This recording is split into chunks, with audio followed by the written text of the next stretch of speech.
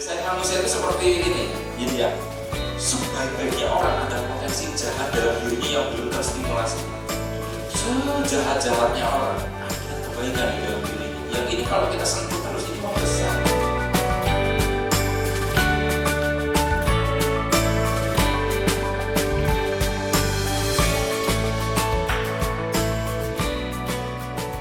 Assalamualaikum warahmatullahi wabarakatuh. Jumpa lagi kita berjumpa dengan saya Arif Lahutomo atau Arif RH dalam rekaman video iseng Reborn.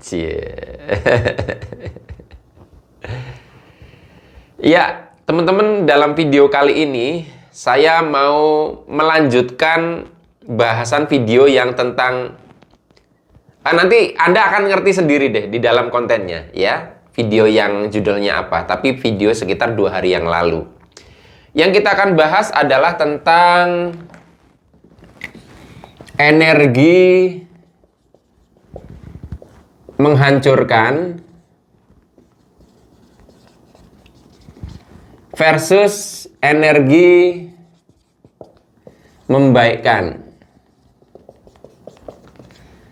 Ya, energi menghancurkan versus energi membaikkan. Sekali lagi, saya tidak katakan mana yang lebih baik dan sebagainya, nanti saya kembalikan kepada Anda. Tetapi yang saya mau sampaikan adalah bahwa keduanya ini berbeda. Nah, banyak orang tuh tidak memahami perbedaan keduanya. Oke ya, saya jelasin.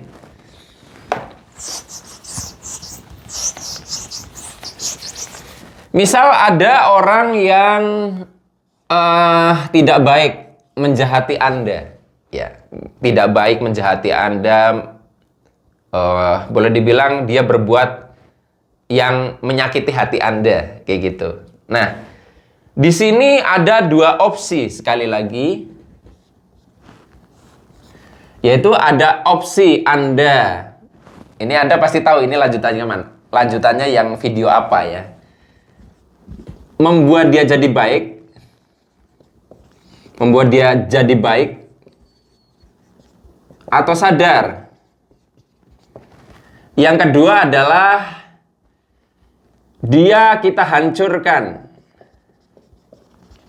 Jadi kalau misalkan katakanlah dia pernah menipu Anda. Kalau misalkan Anda menghujat dia, mengutuk dia, menimpakan azab dan sebagainya, maka outputnya orang ini akan mengalami hal-hal yang jelek dan sekedar dia hancur, udah musibah. Tetapi kehadiran musibah ini tidak menjamin dia jadi baik. Intinya dia cuma hancur. Ada kan orang yang sudah mengalami musibah berkali-kali, ada orang yang mengalami hukuman berkali-kali akibat perbuatannya dan dia tidak juga sadar.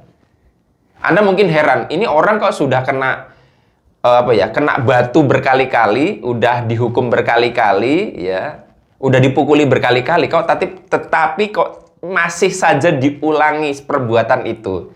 Dia tidak sadar. Sebetulnya bisa jadi sekeliling atau kita ikut berkontribusi mengarahkan ke situ karena orientasi kita kepada orang ini hanya sekedar dia supaya dihancurkan, tidak dibuat sadar. Oke ya. Nah, kemudian, apa bedanya dengan yang ini? Yang ini. Kalau yang ini itu beda. Jadi, kita mendoakan dia jadi baik, dan semesta akan mencari jalan terbaik untuk membuat dia jadi baik. Nah, di sini kadang ada orang yang mengira bahwa jalannya itu lurus-lurus aja. Kan orang itu negatif, Pak, perlu dikasih hukuman.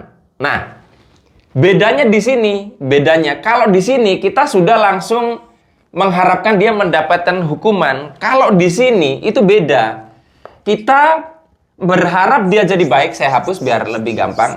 Kita berharap dia jadi baik, jadi sadar. Nah, semesta akan merespon dengan cara apapun agar dia jadi baik. Salah satunya adalah melalui hukuman. Orang itu kena azab, orang itu kena musibah dan sebagainya. Tetapi setelah kena azab, kena hukuman, dia jadi baik atau sadar. tidak mengulangi perbuatannya lagi, taubat. Nah, bedanya tuh di situ. Nah, kembali ke kasus Presiden Prancis. Nah, sekarang saya kembalikan kepada Anda. Anda tuh hanya ingin sekedar menghukum dia, menghancurkan dia, tapi tidak menjamin dia tidak mengulangi perbuatannya atau tidak ditiru oleh presiden selanjutnya. Atau Anda berharap dia itu jadi baik. Mekanisme semesta akhirnya nanti menciptakan hukuman atau apapun, itu kita serahkan kepada semesta. Paham belum maksud saya? Karena dari komen-komen kemarin ada yang bilang, tapi kan dia menghina Nabi, Pak. Dia pantas dihukum. Makanya saya tanya, Anda tuh hanya ingin dia dihukum? Atau Anda ingin lebih jauh dari sekedar dihukum, dia jadi sadar dan seluruh orang-orang yang punya kesadaran kayak Presiden Prancis ini disadarkan? Atau hanya dihancurkan? Nah, di situ bedanya. Ya, levelnya Anda itu hanya ingin menghancurkan atau membuat jadi lebih baik, walaupun pasti ada mekanisme hukuman.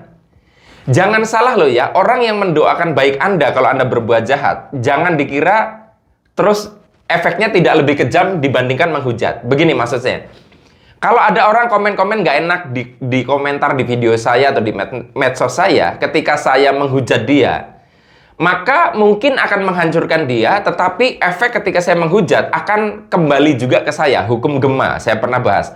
Kita mendoakan buruk, pasti akan kita kembali. Kecipratan juga efek buruknya. Tetapi ketika saya mendoakan baik, ya, pantulan ke saya baik, tetapi efek ke dia bisa lebih menghancurkan.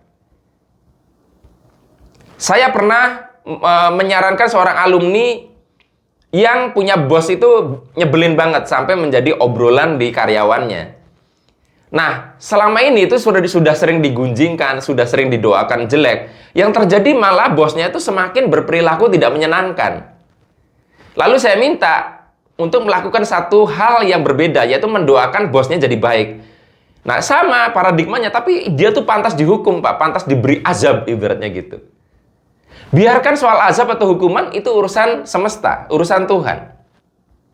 Doakan jadi baik, saya bilang gitu. Nah, yang terjadi tahu nggak? Bos itu dipecat loh. Tetapi, ya, bukan sekedar itu dampaknya. Dipecat ini kan katakanlah musibah. Orang itu setelah dipecat, dia sadar dan tidak lagi mengulangi kelakuannya itu. Tidak lagi memegang karakternya yang buruk. Nah, teman-teman ketika mendoakan buruk orang lain, sadar nggak kalau itu akan berimbas? Kan ada tuh, kalau seseorang berdoa akan diaminkan para malaikat. Berarti kalau kita mendoakan jelek, kan diaminkan untuk kita juga. Sadar sampai situ nggak? Tetapi kalau kita mendoakan baik, maka semesta dengan cara-caranya akan mengadakan sebuah kejadian, termasuk kejadian-kejadian tidak enak, untuk menyadarkan orang itu termasuk dihukum. Tetapi bukan sekedar hancur, tapi orang itu diciptakan ulang menjadi lebih baik. Seorang ibu yang anaknya durhaka, cuma dikutuk, kurang ajar kamu, tak doain celaka, maka anaknya nanti akan celaka. Dan tidak menjamin anak itu jadi taubat, jadi anak yang berbakti loh. Tetapi ketika ibu ini mendoakan, ya Allah, ya Tuhan, jadikan anakku jadi yang lebih baik. Mungkin anak itu akan mengalami musibah, tapi setelah musibah itu, dia akan disadarkan dan tidak lagi mengulangi perbuatannya. Sudah tahu belum bedanya nih dua ini nih? Sebelum Anda merespon video saya yang kemarin atau yang kemarin merespon, sudah tahu belum bedanya? Jadi di isi hati Anda tuh sebenarnya hanya ingin menghancurkan atau ingin lebih dari itu, membuat dia jadi lebih baik. Saya kembalikan jawabannya kepada Anda. Sampai ketemu lagi dalam rekaman video iseng reborn yang selanjutnya. Saya akhiri, billahi taufik wal hidayah. Wassalamualaikum warahmatullahi wabarakatuh. See you.